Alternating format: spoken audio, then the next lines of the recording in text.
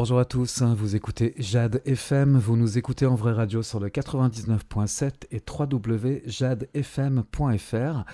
C'est l'heure des chroniques cinéma, le cinéma Toile de Raie, qui se trouve au Chaudron à Pornic, présenté cette semaine encore par Mélanie. Bonjour Mélanie. Bonjour Jim. Vous allez bien ? Ça va et vous ? Très bien. On va parler de Play It Again, vous allez nous dire ce que c'est exactement, de sorties nationales et de nouveautés. Pour cette semaine, encore une fois, du 17 au 23 septembre, ça sent déjà octobre. Bientôt, encore la moitié du mois de septembre à faire. Alors, effectivement, cette semaine, on va avoir 3 films qui font partie du festival Play It Again, dont c'est la 11e édition. Il se déroulera du 19 au 29 septembre. C'est un festival qui a été créé par l'ADRC, qui est l'Agence nationale pour le développement du cinéma en région, qui permet entre autres l'accès aux films du patrimoine. Donc ce festival, on l'a sous-titré « Les films d'hier dans les salles d'aujourd'hui », puisque cette semaine, on va avoir l'occasion de revoir ou de voir pour la première fois sur grand écran des films cultes ou classiques. On va commencer par Il était une fois dans l'Ouest de Sergio Leone. Culte et classique. Là, celui-là, il fait les deux, qui est sorti pour la première fois en 1969, qui avait été un vrai succès en France. Il avait fait plus de 15 millions de spectateurs à l'époque. Donc, ce sera le dimanche 21 septembre à 17h15. Attention, il est long. Il y a une petite coquille sur le programme, c'est marqué 2h55, mais il fait 2h45, tout simplement parce qu'en fait, il y a eu plein de montages différents de ce film-là. Il y a même eu une version qui faisait 3h30. Voilà. donc voilà, là on n'a juste pas pris la bonne durée.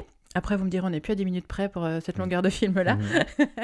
Et donc voilà, je sais pas si j'ai besoin de le représenter. Donc c'est un western, un classique avec Henry Fonda, Charles Bronson et Claudia Cardinal entre autres, avec la célèbre musique d'Ennio Morricone. Même si vous n'avez jamais vu le film, vous connaissez cette musique à l'harmonica, c'est sûr.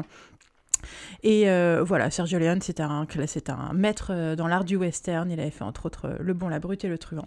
Donc si vraiment c'est un film à revoir ou à voir sur grand écran. Le deuxième film du festival cette semaine, ce sera 3 hommes et un couffin de Colin Serrault, qui a fait elle aussi plusieurs films à succès, comme La Crise par exemple, quelques années plus tard en 1992.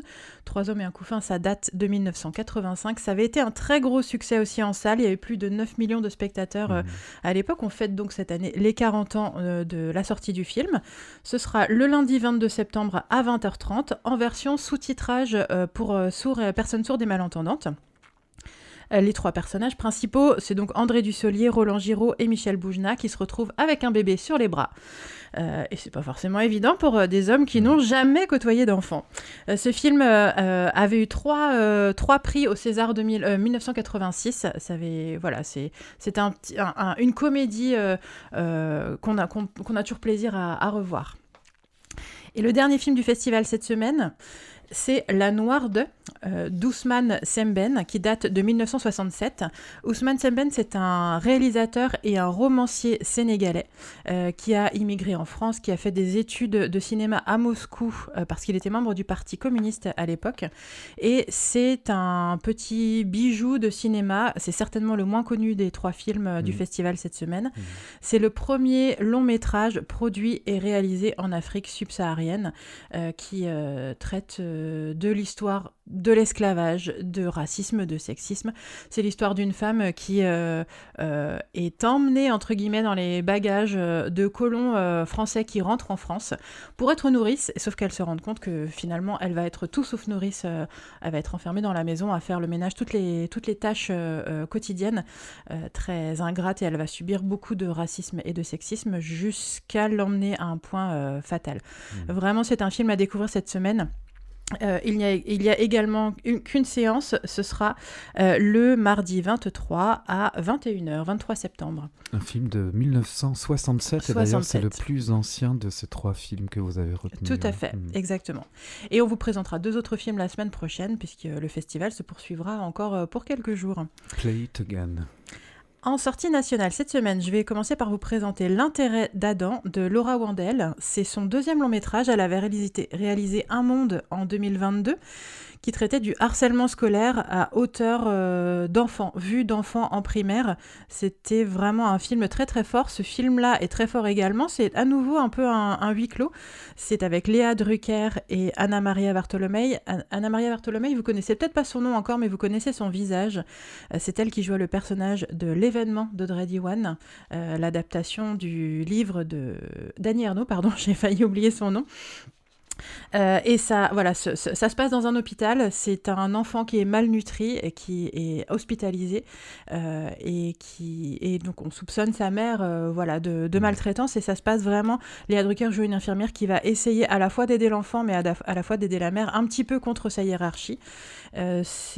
Au niveau de la réalisation, ce film a une particularité puisque chaque scène est un plan séquence. Pour celles et ceux qui ne savent pas ce qu'est un plan séquence, c'est quand vous allez au cinéma, quand vous voyez un film, souvent il y a des champs contre champs, donc ça veut dire qu'il y a des coupes. Chaque fois qu'on voit un personnage puis un autre, il y a des coupes. Là, la caméra va suivre l'action sans s'arrêter à chaque fois, donc ça veut dire qu'à chaque fois qu'on refait la scène parce qu'on veut donner une intention différente ou parce qu'il y a quelque chose qui ne s'est pas bien passé, on reprend tout depuis le début, même si c'était une scène de 10 minutes. Voilà, ça donne une fluidité, ça donne une immersion aussi en général dans les films. Et là, dans ce film-là en particulier, ça participe au sentiment d'épuisement du milieu hospitalier, voilà, enfin, en particulier des infirmiers, des infirmières, des aides-soignants et des aides-soignantes. Le deuxième film qu'on a en sortie nationale cette semaine, c'est Regarde d'Emmanuel Poulain-Arnaud, qui avait réalisé Le Test en 2021 avec Alexandra Lamy et Philippe Catherine, qui était une comédie.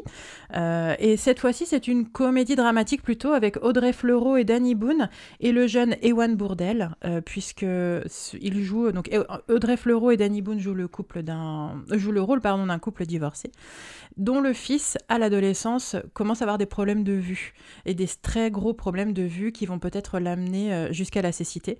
Et donc, voilà, c'est le parcours de ce couple avec leur enfant qui essaie de l'accompagner au mieux, qui lui propose un dernier voyage pour qu'il imprime le maximum d'images dans sa tête avant peut-être de perdre la vue. C'est un film très touchant qui parle à la fois de la relation au handicap qu'on peut avoir et beaucoup de la famille aussi. La relation entre ses parents divorcés va certainement évoluer tout au long du film. Regarde donc. Ensuite, en nouveauté cette semaine, on a Miroir numéro 3 de Christian Petzold, qui est un réalisateur allemand qui a fait récemment Le Ciel rouge, Ondine, qui sont tous les deux des films avec Paul Habert, et on retrouve à nouveau Paul Habert dans ce film, vous connaissez certainement son visage aussi. Elle l'avait joué dans France aux côtés de Pierre Ninet, dans le film d'Ozon en 2016, et Le Chant du loup aussi en 2019, le film qui se passait dans un sous-marin. Et c'est le 4e film que Christian Petzold réalise avec Paul Habert. Cette fois-ci, ça parle de la perte d'un enfant. C'est une jeune femme qui, suite à un accident de la route, va se retrouver accueillie dans une famille qui va prendre une place qui peut-être était occupée par quelqu'un d'autre avant. Et c'est vraiment, ça traite évidemment du deuil, et c'est vraiment aussi la manière que chacun a de traiter, de gérer sa douleur, voilà, qui n'est pas forcément la même pour tout le monde et qui peut provoquer des tensions. Le titre est tiré de la musique de Maurice Ravel, qui s'appelle donc également Miroir numéro 3, puisque le personnage de Paul Habert est pianiste dans le film, et on l'entend. On entend cette musique dans le film. C'est un film qu'on propose uniquement en version originale. Ensuite, nous aurons À feu doux de Sarah Friedland, dont c'est le premier long métrage, également en version originale, avec dans le rôle principal Kathleen Chalfant, qui est une actrice américaine qu'on a vue surtout dans des séries, qu'on connaît un petit peu moins au cinéma en France. C'est l'histoire d'une femme d'une femme assez âgée qui se rend compte qu'au lieu d'aller à un rendez-vous, finalement elle va être emmenée dans une maison de retraite, on sait pas trop, enfin elle ne sait pas trop, et ça va être sa gestion, on se rend vite compte qu'elle a des problèmes de mémoire, et ça va être sa gestion depuis son point de vue de cette maladie. Ça se passe principalement dans une maison de retraite, et c'est un film très, très doux aussi sur j'allais dire la fin de vie. C'est pas forcément la fin de vie, mais sur... je trouve plus mes mots. C'est sur le vieillissement en tout cas. Sur le vieillissement. Ouais, en tout cas cette phase de bascule peut-être. Tout à fait, exactement. Et le dernier film, la dernière nouveauté de cette semaine, c'est une petite comédie, un petit bijou de comédie comme j'ai envie de l'appeler, qui s'appelle En boucle de Junta Yamaguchi, qui est un réalisateur japonais. C'est son deuxième long métrage. Et donc c'est vraiment une comédie décalée en version originale. Ça parle d'une boucle temporelle de 2 minutes. Les personnages se rendent compte assez rapidement dans le film qu'ils sont enfermés dans les mêmes 2 minutes, qu'ils revivent les mêmes 2 minutes tout le temps. C'est le deuxième long métrage de ce réalisateur et la boucle temporelle l'obsède un petit peu puisque son premier long métrage traitait également d'une boucle temporelle de 2 minutes. Donc si vous aimez les films qui traitent de ça et puis les films décalés, les comédies, je vous encourage vraiment à aller voir ce film. En boucle. Ensuite, en continuation, on a toujours cette semaine Downton Abbey 3 en version originale et en version française. Le très très beau Sirat en version originale, qui est un film qui bouscule, qui ne laisse vraiment pas indifférent et qui fonctionne très très bien. Voilà, c'est la très bonne surprise. C'est un film qu'on avait envie de défendre, mais on se rend compte que les gens ont vraiment envie de le voir. Et voilà, personne ne sort de ce film indifférent. Ça fait toujours plaisir, j'imagine, lorsqu'on défend un film, qu'on le propose, le repropose et que finalement il remplit la salle ou en tout cas il y a du monde qui vient. Tout à fait, ça fait très plaisir parce que il y a des films en lesquels on croit et on sait que ça va pas attirer forcément les foules et puis d'autres qu'on voit pas venir comme ça et là il y a vraiment du public, du public très différent qui vient voir ce film. Autant des personnes qui sont habituées à aller voir des films d'arrêt-essai un petit peu différents et autant des personnes qui n'ont pas l'habitude parce que le bouche à oreille est très bon. Et donc elles se laissent emporter comme ça par ce qu'elles ont entendu dire. Donc voilà, on souhaite une très belle longue vie à ce film. Sirat d'Oliver Laché. Il y a toujours également à l'affiche Fils de Valeurs sentimentales et pour les enfants, Shaun le mouton, La ferme en folie et Les Bad Guys 2 qui sont probablement sur leur dernière séance, mais il y a encore le week-end du monde pour venir voir ce film. Et je voulais finir cette chronique en vous parlant de 2 événements. Vous l'avez peut-être vous en avez peut-être entendu parler si vous êtes fan de la série. Le deuxième volet de Kaamelott va sortir au mois d'octobre, le 22 octobre. Donc la première partie du deuxième volet, la deuxième partie sortira l'année prochaine.